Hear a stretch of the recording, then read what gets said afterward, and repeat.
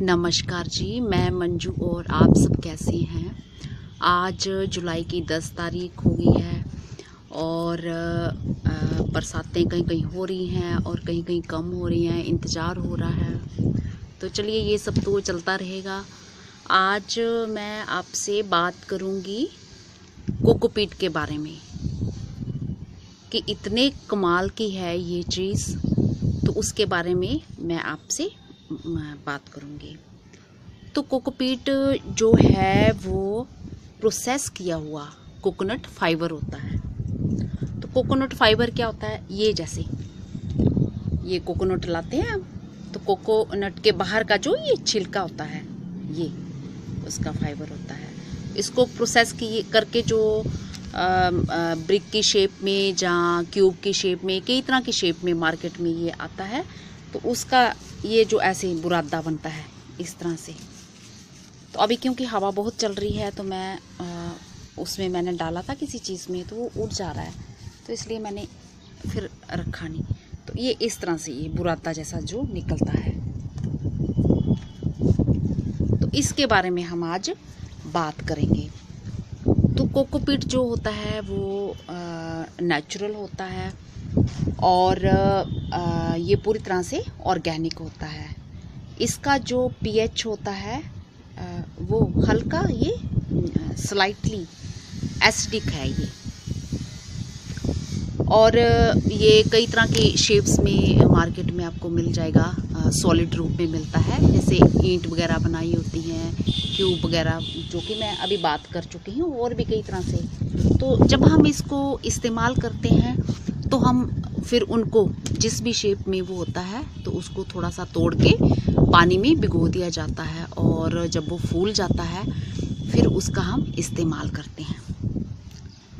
तो इसमें जो है फंगस और वायरस वगैरह की प्रॉब्लम नहीं होती है। इसलिए जब हम ये कोकोपीट में सीड लगाते हैं या फिर कटिंग्स लगाते हैं तो उनके जो सक्सेस रेट होते हैं हमें ज़्यादा मिलती हैं।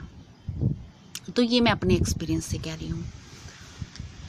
ये मुझे मोरिंगा के सीड, ये आप देख रहे हैं, ये मोरिंगा के सीड, ये बाहर से जो इनका है छिलका ये काफ़ी हार्ड होता है ये। और कुछ जो मैंने ये करेले के सीड, ये खुद मैंने निकाले हुए हैं करेले में से। तो कुछ दिन पहले मैंने 31 मई को 2 मतलब रूट ट्रेनर में मैंने ये डाल दिए, लगाए थे। तो जैसे सॉफ्ट मिट्टी बना के घर की, तो उसमें से कुछ भी 3 जुलाई तक तो उनमें कुछ कोई सीड निकला ही नहीं। तो जहाँ तो उन दिनों बहुत ज़्यादा गर्मी थी, जहाँ जो भी प्रॉब्लम रही होगी, मैंने तो उनका खूब ध्यान रखा, पर वो निकला नहीं।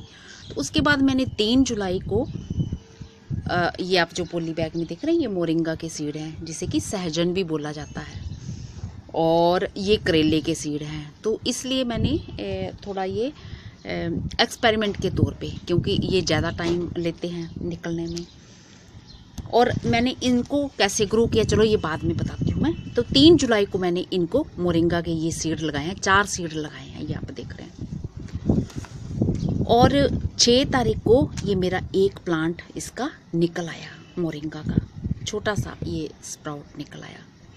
और 7 तारीख को 2 निकले और एक 8 को निकला। चारों के चारों सीड मतलब इसमें निकल आए। तो आज 10 तारीख है, तो आप लगा लो हिसाब, इतनी जल्दी, मतलब 4 सीड लगाए थे, चारों के चारों, और अच्छी ग्रोथ हो रही है। और इसमें मैंने करेला के जो ये अपने जो बनाए हुए सीड, अब इसमें पता नहीं कितने सही होंगे और कितने जो हैं वो ख़राब सीड भी इसमें हो सकते हैं, क्योंकि जब इसको चेक किया जाता है तो कोई 24 घंटे या 12 घंटे पानी में भिगो के रखते हैं, और जो डूब जाते हैं तो उनको फिर ठीक माना जाता है, जो तैर जाते हैं तो उनको माना जाता है वो सही नहीं है। तो मैंने ऐसा कुछ भी टेस्ट नहीं किया था, मैंने तो सीधे उठाए और ऐसे ही लगा दिए थे। तो इस पॉली बैग में मैंने एक में ये मोरिंगा के और इसमें करेले के मैंने जो हैं 4 सीड लगाए थे। तो 6 तक तो इसमें कुछ नहीं निकला था।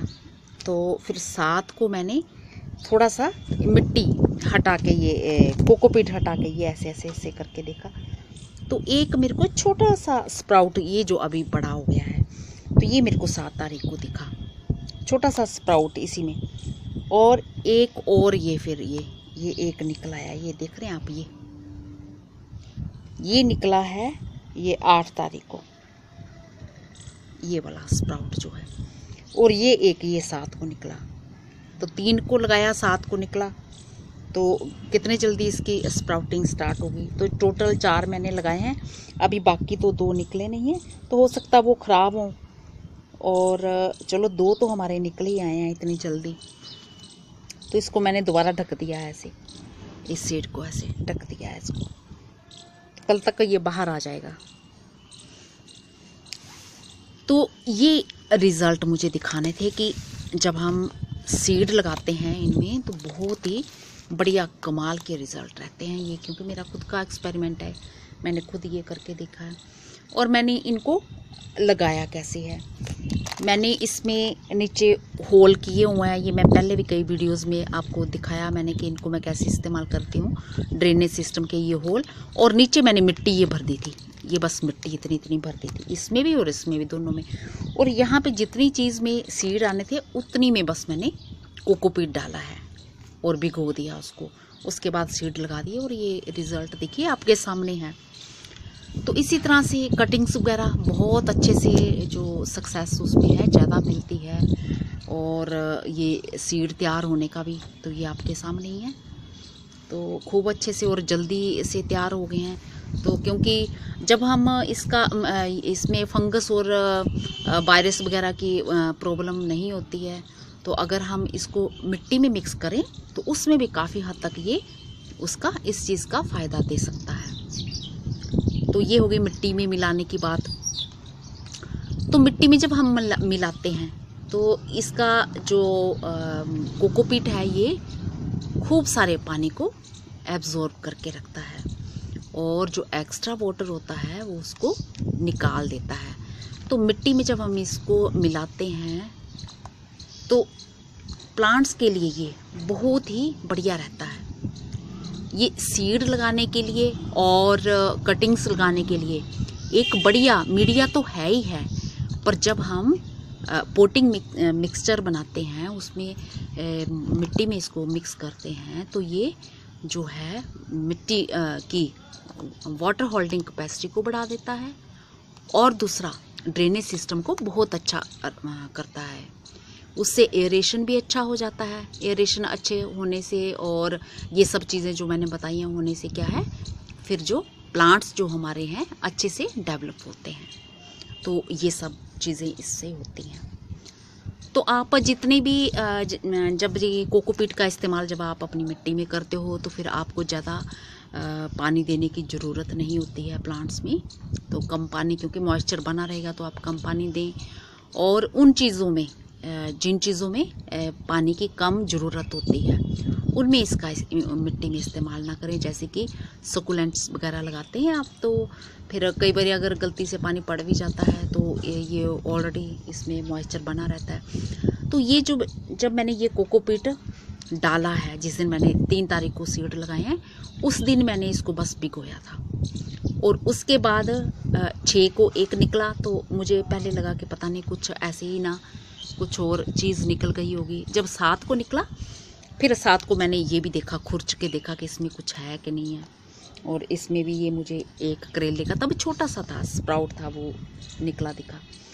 और उस दिन मैंने 7 को हल्का सा इसमें हल्के छिंटे दिए हैं, हमारे हैं बस। तो ये बोलने का मतलब ये है कि जब ये ऐसे गिल्ला जैसा दिखता है, ये तो आज जो है सुबह हल्की बारिश हुई है मेरे यहाँ, बहुत हल्की जैसी, बहुत ज़्यादा तो नहीं, हल्की जैसी, तो उससे ये गिल्ला हो गया है, ये आप दिख रहे हैं। तो जब ऐसे गिल्ली जैसे ये ऐसा लगता है कि मॉइस्चर इसमें बना हुआ है, तो पानी देने की इसमें ज़रूरत नहीं है। तो आप ये सब कर सकते हैं। और दूसरा ये जो हमारी मिट्टी की हेल्थ को ये अच्छा करता है, बहुत ही बढ़िया बनाता है, मिट्टी को ये सॉफ्ट बनाता है।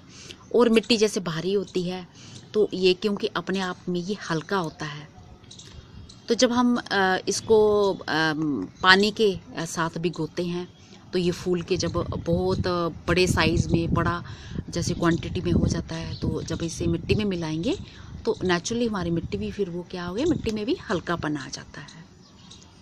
तो हम फिर कहीं जैसे कई जगहों में टेरेस वगैरह पे हम छज्जे वगैरह जहाँ होते हैं तो वहाँ पे भारी मिट्टी वगैरह नहीं रखना चाहते, गमले नहीं रखना चाहते, तो जो फिर मेरे भाई बहन वहाँ छज्जे वगैरह में जो होते हैं उनमें अगर छोटा सा गार्डन बनाना चाहते हैं तो इसका आराम से इस्तेमाल कर सकते हैं और मिट्टी उनकी वो हल्की होगी। तो ये इस्तेमाल इसका एक हो सकता है।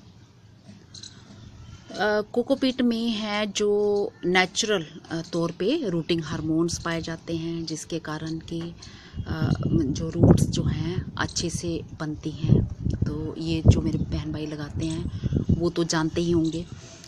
पर अगर हम सिर्फ कोकोपीट में ही प्लांट अगर पूरी तरह से लगाना चाहें तो वो हम नहीं लगा सकते, क्योंकि इसकी जो कोकोपीट होता है ये काफ़ी हल्का होता है। तो ये प्लांट तो इसमें अच्छे से ग्रो होते हैं पर ये प्लांट को सपोर्ट नहीं कर सकता। तो इसलिए हमें इसमें मिट्टी को मिलाना बहुत ज़रूरी है। मिट्टी में, जबकि मिट्टी में ये दोनों चीज़ें होंगी और अगर हम प्लांट्स लगाते हैं तो वो जो जड़ें हैं वो अच्छे से अपनी पकड़ बना लेती हैं। तो कोकोपीट का ये एक रहता है कि जैसे हमने इन प्लांट्स को ट्रांसप्लांट करना है तो हम फिर इजीली इनको निकाल लेते हैं। ज़रा सा ऐसे किसी चीज़ से, नुकीली पॉइंटेड चीज़ से हमने ज़रा सा नीचे से मिट्टी को किया और रूट्स को बिना कोई हानि पहुंचाए इनको, प्लांट्स को हम निकाल सकते हैं। तो ये इसका एक और फ़ायदा रहता है। और दूसरा एक और जो फ़ायदा है, ये जो है लंबे टाइम तक कोकोपीट जब हम मिट्टी में मिला देते हैं तो ये न्यूट्रिएंट्स को जो है लंबे टाइम तक ये स्टोर करके रखता है। जब ये लंबे टाइम तक स्टोर करके रखता है तो फिर जो प्लांट्स की ग्रोथ है वो अच्छी होती है। तो ये भी एक और इसका फ़ायदा हो गया। तो ये देखा ना आपने कितने कमाल की चीज़ है। और मनी प्लांट वगैरह पे जैसे हम बनाते हैं तो इसकी जैसे रस्सी वगैरह भी बनती हैं, कोकोपीट वगैरह की जो क्वायर की इसकी रस्सियाँ भी बनती हैं ना। कोकोपीट तो नहीं होता वो, जैसे इसकी वो लोग ये ऐसे रस्सी वगैरह ये बुनी होती हैं, तो उन पे अगर आप जैसे पीट मोस का इस्तेमाल करते हैं उसकी जगह अगर इसकी रस्सी को पूरा लपेट दिया जाए और उन पे अगर मनी प्लांट वगैरह को चढ़ा दिया जाता है तो वो भी बहुत अच्छे से पूरे अच्छे से मतलब चलेगी और उसकी लीव्स भी बड़ी बड़ी होंगी और उनकी जो एरियल रूट्स होती हैं उनको पानी भी अच्छे से मिलता रहेगा। जैसे एरियल रूट्स को पानी मिलता रहता है और जो पत्तियों का साइज़ बड़ा होता रहता है और प्लांट्स की ग्रोथ अच्छी होती है, हरा भरा रहता है, तो ये सब फ़ायदे ही फ़ायदे इसके साथ रहते हैं। तो मेरा बोलने का मतलब कि जैसे किसी फॉर्म में भी ले लो इसको, चाहे रस्सियों का इस्तेमाल करो चाहे इसको, और इसका इस्तेमाल तो मैं कई सालों से अपने गार्डन में करती आ रही हूँ। आपने मेरे गमले में शुरू के वीडियोस में भी देखा होगा, मैं मल्चिंग के तौर पे इसका खूब इस्तेमाल करती हूँ। और जब इस पे पानी पड़ता रहता है, पुराने होते हैं तो फिर ये भुरभुरे हो जाते हैं, तो ये मिट्टी में ही फिर मेरे मिक्स हो जाते हैं। तो मैं इसको कभी मैंने इसको फेंका नहीं है। तो मैं ये अपने गार्डनिंग में मल्चिंग के तौर पे भी इसका इस्तेमाल करती हूँ और उसके बाद ये मिट्टी में मिक्स हो जाता है। तो जब मिट्टी में पानी इनके ऊपर पानी पड़ता रहता है और कुछ टाइम के बाद फिर ये हाथ से मिट्टी से इनको करो, जैसे ऐसे रब करो। अब तो ये तो खैर कच्चा है, तो ये जो बुरबुरा सारा जो बुरादा इसका होता है वो मिट्टी में फिर मिक्स हो जाता है, वो हमारी मिट्टी को फ़ायदा पहुंचाता है। तो ये हुए ना कितने फ़ायदे। तो होप करती हूँ कि आज का मेरा वीडियो आपको पसंद आया होगा। और जो जिन मेरे भाई बहनों को शिकायत रहती है कि वो सीड लगाते हैं और उनके उगते नहीं हैं, तो वो फिर इसमें कोकोपीट में ग्रो करें और ये फिर अच्छे से ये रिज़ल्ट वो पा सकते हैं। और जब थोड़े ये बड़े प्लांट्स इस तरह के हो जाते हैं तो फिर वो इनको ट्रांसप्लांट कर सकते हैं। तो चाहे तो आप कटिंग्स इनमें लगा सकते हैं और जब अच्छे से रूट्स बन जाती हैं तो थोड़ी पत्तियाँ मतलब हरी भरी या कटिंग्स हरी भरी आपकी हो जाती है, आपको लगता है कि रूट्स बन गए, तो फिर आप उनको भी ट्रांसप्लांट कर सकते हैं।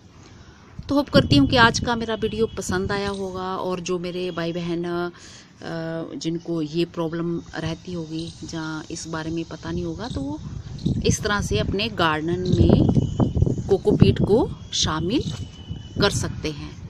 और जो मेरे बहन भाई पीट मोस का इस्तेमाल अगर नहीं कर पाते हैं, नहीं है उनके पास, तो वो उसकी जगह आराम से कोकोपीट का इस्तेमाल कर सकते हैं।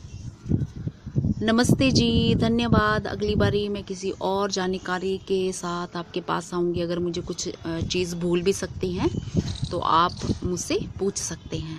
शुक्रिया जी।